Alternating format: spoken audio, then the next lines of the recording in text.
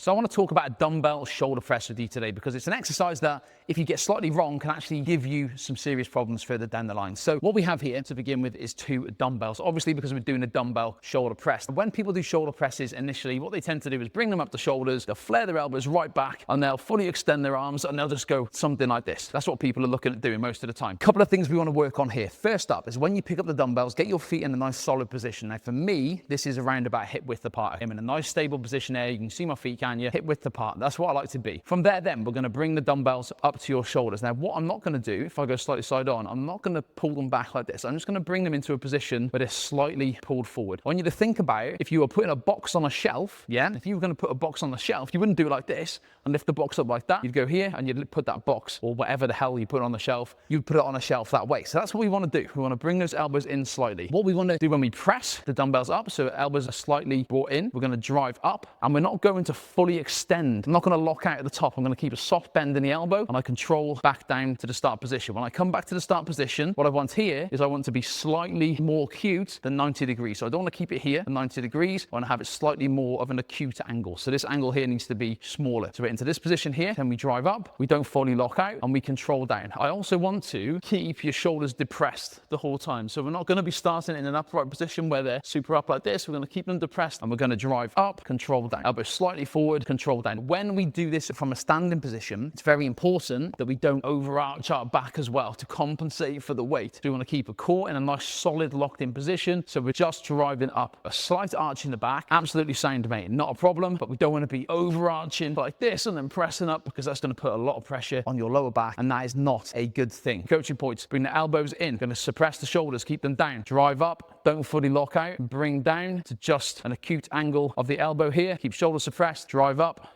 control down. No overarching, keeping a nice and solid, nice solid position, elbows in, forwards, like so. And that is a dumbbell shoulder press.